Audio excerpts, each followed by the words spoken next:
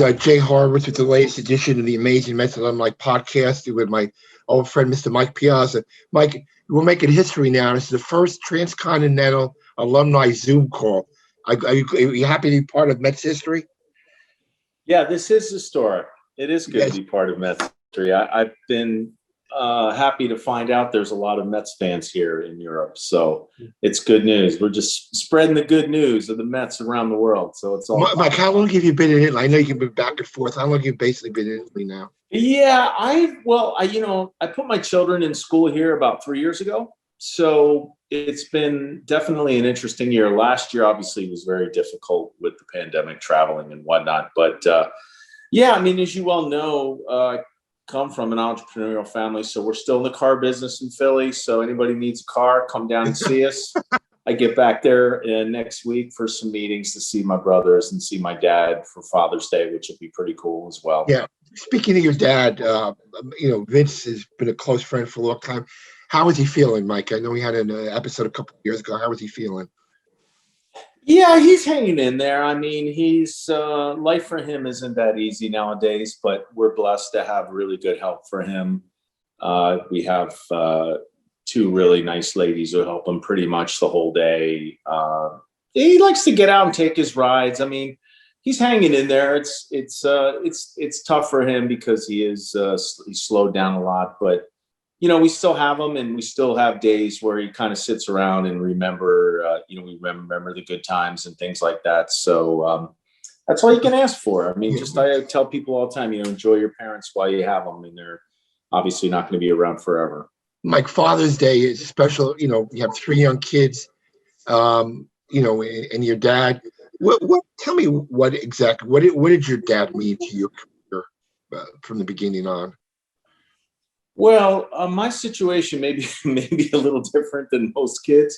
I would probably classify him as a little bit of that overzealous dad that obviously was very much involved in my career. But the positive was, no question, he believed in me a lot. I mean, he knew at a young age that I had the potential to be a major league player. And even though it was a bumpy road at times, he never relinquished his support and trying to find avenues for me to develop my talent. Obviously, the story I'm sure people are familiar with Tommy, and when I signed with the Dodgers and going through the minor league system there's obviously politics in every business, and there was some setbacks. But I tell people all the time, if you don't have difficulties in whatever your venture is, you're not going to appreciate the success. So it wasn't an easy road, but it made me, the failures and the frustrations you have will prepare you for success, will allow you to handle success better, and will allow you to grow more. Mike, tell me, maybe I'm screwing it up, but tell me the Joe Ferguson story. You were in Philadelphia. He worked you out as a catcher. You had been playing a little bit first base, and your dad went to Tommy, and Joe said to Tommy he can make it as a catcher, and then Tommy called the Dodgers and asked him to draft you. Is that semi-correct or not correct? Yeah, well, Joe Ferguson, as people may remember him as being the catcher when Hank Aaron hit the record home run against the Dodgers. I think it was 74, if I'm correct. And Joe was an outfielder, converted outfielder, who became a catcher from the University of Pacific. He's from the Bay Area. And Joe had a large body type like me.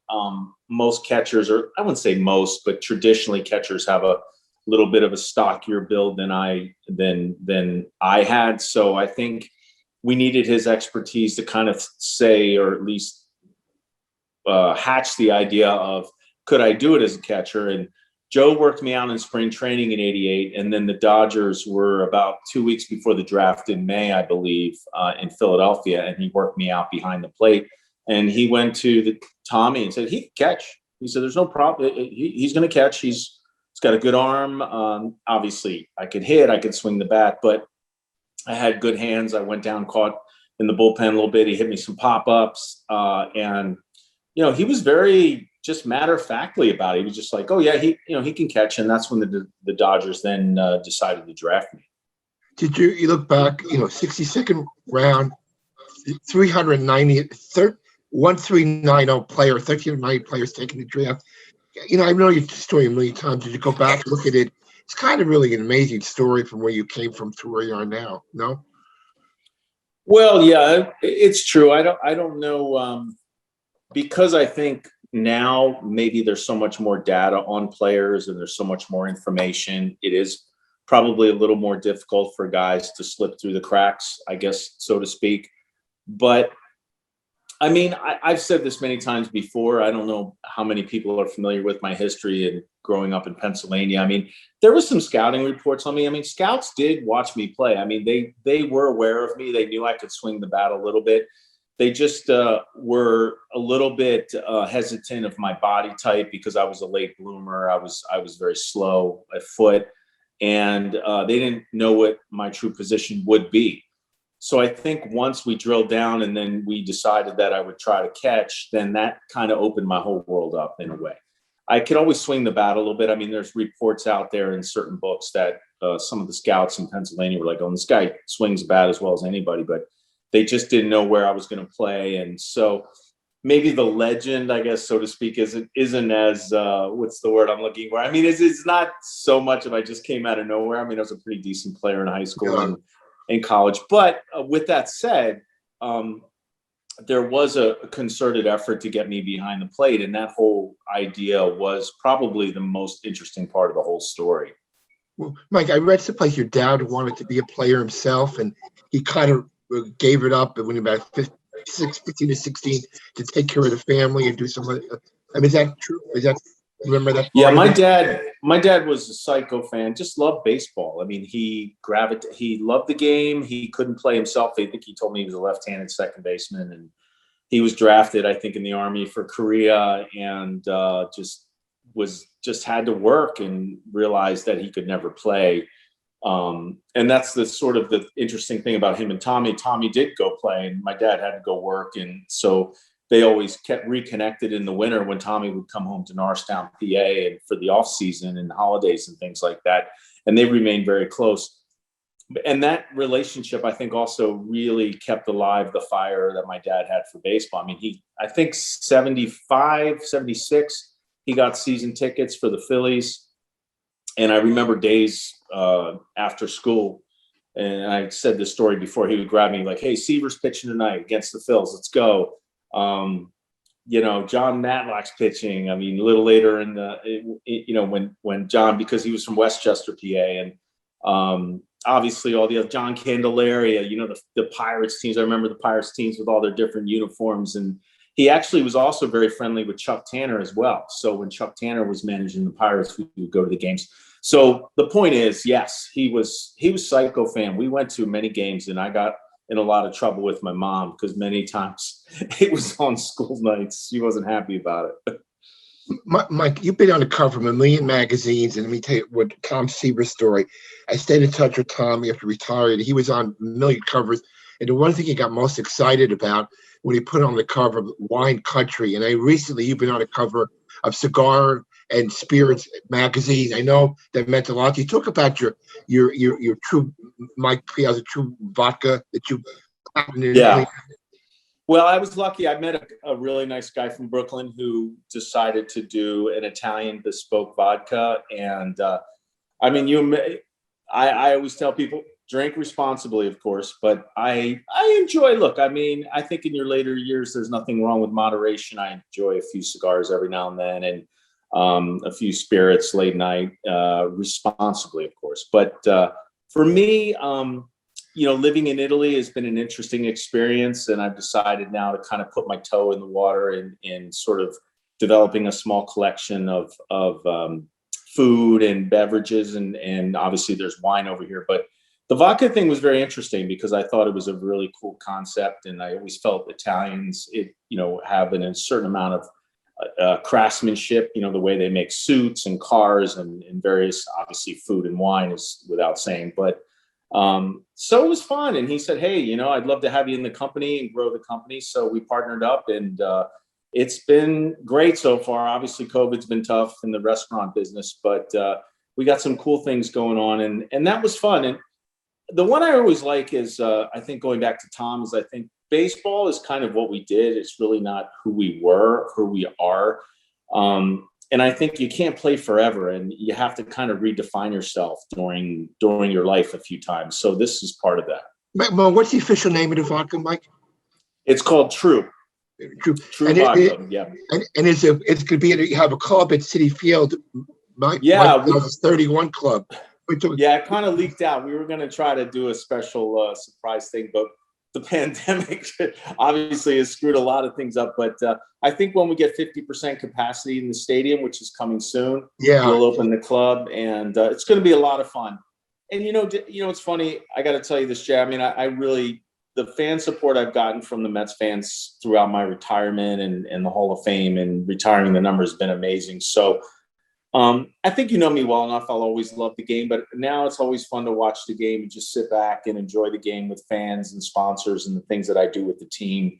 So this club will be really cool for that. We're going to have contests and giveaways and things like that. So I think the fans are really going to enjoy it. I think it's going to be a lot of fun.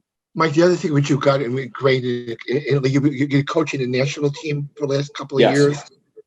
I mean, what's your commitment with that, Mike? Well, right now I'm the national team head coach and head manager. It's been a process. It's been tough. Obviously, last year there wasn't anything going on with the pandemic, and then they pushed the Classic back, I believe, till 23, the World Baseball Classic. But there's a European Championship in September, and as I think I mentioned to you earlier, that Bruce Bochy, I think, will be coaching the French team, so that'll be fun to see Bochy again. But it's going to be a pretty interesting tournament. I mean, there's going to be 14 teams, and obviously there's some teams better than others. There's teams that aren't great, but there's teams that are pretty good. Like Spain has guys from Venezuela. Dutch team has guys from Curacao and the French Antilles and in the Caribbean. So it's going to be fun. I mean, it's challenging because, literally I looked at a paper yesterday. I didn't know hardly any of the guys, but I'm going to be going around this whole summer scouting and doing some workouts, and we'll be ready. We'll have a team. Hopefully we'll do the results will be good. Mike, I know you've always been a big history guy, and I know I read that your wife went to an American cemetery in Florence on Memorial Day. That had to be a pretty moving experience. Yeah. No, that was really special. And as I said in my social media posts, that we owe so much to these guys, and in that particular cemetery is in Florence, and it was probably the last year of the war. Most of those guys that were kind of chasing the last remnants of the Wehrmacht in the north of Italy, kind of flushing them out, and so they were undertaking a lot of dangerous mountain operations, and a lot of these guys, they left their families at a young age, some of them teenagers, and fought for our freedom, and they're laid to rest there in Florence. And I tell people all the time, obviously people know Normandy from D-Day. There's a cemetery there, but go on the, I think it's the U.S. Monuments Commission, and they have all the cemeteries throughout the world. You'd be surprised where they are actually. There's actually one in Mexico City from the Mexican War in the 1840s. Wow. There's guys laid to rest there. So I tell people, when you start coming back to Europe and you're enjoying your vacation, there's one down close to Rome and you're eating your pasta and going to museums. Take a few hours and go see these guys. I'm sure they would appreciate it. I'm sure they're with us in spirit, and just tell them thank you for helping our country and keeping us free. So it's an endeavor that's very close to my heart, and I'm just happy to spread the word about it. Mike, I know you were in camp for a little bit in the spring. Is it hard keeping track of the Mets from Italy? How do you go about that? How do you follow the team? And I know you're very close to a lot of the guys there. And how do you keep track of things? Yeah, I'm really looking forward to things coming back to normal. I kind of want to reconnect a little bit more. It just this whole year obviously put everyone on the defensive. It was really tough to get into a routine. But I love my job with the Mets. I love coming back and seeing the fans and doing community outreach and the things that I do, seeing you and everyone back at the stadium. So we have some things coming up this summer. I'm sure you're going to touch on those with all the fans. That they're going to be a lot of fun since things are getting back to normal, which is great. I'm excited, but I love my role with the team. I have nothing but amazing response when I come back and do the things that that we do. The Heritage, the Mets Heritage site, MetsHeritage.com, which I was instrumental in the Mets sort of organizing our history, putting in perspective all the equipment and souvenirs and the collectors that helped us build the history, the story of the team has been incredible. So that's something that's close to my heart, and I'll always enjoy coming back and working on that. Mike, I don't know if you read, one of your former managers is running for mayor of Stamford, Connecticut. and I told him I was going to speak. He says, well, Mike comes back. He's got to come campaign for me. What do you think of Bobby V as the mayor of Stamford? Well, I haven't seen his platform yet, but I'm sure he's he's going to be a pro business guy and help be real positive in the community. Yeah, Bobby's a personality. Actually, I think he's great for politics. I mean, I think he has that type of personality. If you're a friend of mine, I want to get behind you. That's what friendship's all about. Yeah. Mike, I know before a couple last questions. September 11th, I know you're going to be there, the 20th anniversary of 9/11. I've been with the Mets a long time, and I was fortunate enough to get a ring in '86. For me, the highlight of my stay with the Mets is what that 2001 team did to help the city heal. I mean, the ring was great, the World Series was great, but to have a lasting imprint, and we were a big part of it, with your home run, of course. But looking back at the time after the attacks, what we did going down at Ground Zero to the hospital, to the firemen, I mean, that was something I'll never forget and always treasure. And it's going to be difficult, to be honest with you. I mean, I know people are looking forward to commemorating the event in a solemn way. But as you probably well know, it's not going to be easy for us. I mean, it's going to be difficult. There are still some wounds there. But I believe many times, as I've said many times, that we have to keep their memory alive. We have to never forget their sacrifice. And as you mentioned, I think the way the team really wanted to try to help people and authentically, organically reach out and get involved. And I mean, you were in that meeting in the clubhouse when we got back from Pittsburgh, and right. It was very difficult to watch Mr. Doubleday and Mr. Wilpon. I mean, they were obviously broken up. They lost many friends on September 11th, and they were very much like, look, guys, you can be as involved as you want, or you don't have to be involved. There was no pressure. I think everyone did it from their heart because it was the right thing to do. It was just something that the fans support us, the community supports us. So we want to support the community, and especially at a time of complete distress like that, it was something that it was the least we could do. Mike, if you had to guess, how many times did you see films of your home run? I'll be honest with you, it's tough. It's tough for me to watch at times because, again, I don't want to sort of put myself there. That I mean, look, I know people hold that home run in a high regard, and I'm honored with that. But it's tough when people say that you're a hero and it was a heroic act. I mean, I was in the right place at the right time. I had a lot of people pulling for me, praying for me, and I could feel that. And my faith in God helped me through that week, through that night. I was in the right place at the right time, and I just believed in myself. And that was one thing that it was one of my gifts. I think, we've talked about this before, that I had this innate sort of internal feeling that I wanted to be the guy up there when the game was on the line. I felt like that was my job. I never shied away from that. So when I teach young guys or I coach, I go, hey, you want to be that guy up there with the game on the line. That's what we're here for. That's what it's all about. I'm not going to say I predict you would hit a home run. I was sitting in the press box, and I think we had a runner on second. Fonzie walked, and who pinch ran from? I forget. With a pinch runner at second base, and I said to Shannon, the late Shannon, was sitting next to me. He said, "I don't know what's going to happen. He's going to do something." I'm not going to say you hit a home run, but I just had the feeling when you came up to bat, like all the big home runs you hit, that you had the feeling you were going to do something, and it turned out to be more than something. But it was something we'll never forget.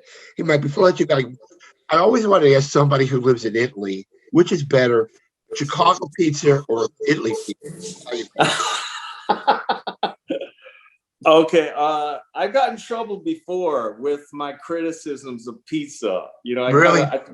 Remember I made fun of St. Louis pizza in an article when I was over here, and people took real offense to it. So, with that being said, personally, I was never a big fan of a Chicago deep dish pizza. I don't really think that's not really pizza to me. It's just kind of like a variation. They have a little bit of a variation like that over here, a little bit of a thicker. But the true pizza from Naples, Napoletan, and Neapolitan-style pizza is about this big, just Santa Margherita, which is just bufala mozzarella, the San Marzano tomatoes, and the bread has to be very, not too crispy. I've seen the coal-fired people that kind of overdo it. I'm not a big fan of that. But once you live in Italy here, these people are passionate about food. So, to answer your question in a long-winded way, I do. I like standard Neapolitan-style pizza from Naples. Maybe a little prosciutto cotto in there, which means cooked ham. Maybe I like mushrooms. Some people don't like mushrooms, but it's all personal. You could add pretty much anything you want, except pineapple. That's not good. It's not a good thing. The Italians here, they just go, that's not pizza. That's like another creation. I just wanted, before we go, I wanted to take two quick stories. My relationship with your father. I remember every time he used to come to Philadelphia, all the guys on the team loved to see him because Vince would come with about 30 different Italian heroes, meatballs, veal parmesan, sausage sandwich, and they would love to see old Vince walk into the locker room and drop all the sausage sandwiches on the middle table. Remember those days, Mike? I do. I remember going down to the game and we would hit Tony Luke's or Gino's or the other establishments and bring in the cheesecakes, the cheesecakes for that matter too, but also the cheese steaks, the hoagies, the oven grinders we used to call them, which are like the baked hoagies, and the guys loved them. And my dad loved doing that. I mean, he knew when he walked in, everyone was like, "Where's the sandwiches?" So he really enjoyed that, and he was a lot of fun, man. We had so much fun in the clubhouse, and he really loved the game so much. And Jay, I got to tell you, I mean, I'm telling you from my heart, I really appreciate the kindness that you guys showed him. And, obviously Steve and our general managers were just really gracious to him. And I know things have changed a little bit, but, I don't want to be like that guy's like back when I played, but it was a lot different there. It was a lot more fun. It was a lot more loosey-goosey. And he would help me out another way, Mike. We mentioned the car thing. A lot of times the stars on the team were the only guys who got cars, and I would go to Vince more than one occasion. Maybe like the 24th or 25th guy on the team needed a car, had no connection. Vince would help me out, no questions asked. Just keep it between me and him, and he helped make my job easier. Because I always wanted to take care of everybody. Saying you're down, it's so easy for me to reach out to the second string catcher, the fifth outfielder. You got him a car, no questions asked, and they would help out a little bit. I'll never forget. Now the rookies today are making so much money, they don't really need you to help them anymore, right? No, they don't. But he was always a special. No, that's great guy for me. But Mike, I wish you all the best with the club and the vodka, and I hope to see you. I know you'll be there, in the 11th, and I hope to see you before. And say good luck with the team and everything. I appreciate. Tell Alicia I said hello. Alicia said hi. I will. You heard my dog Abby; she's barking around. So, what kind of dog is it, Mike? It is a golden poodle, but not a French poodle. It's a small. They have them in black. This one's golden. Well, Pepperoncino they come. You be safe, Mike, and I hope to see you. All right, guys. Thank you for your time, my friend. Huh? All right, I'll see you soon. God bless you. Thanks, Mike. God bless, Mitch.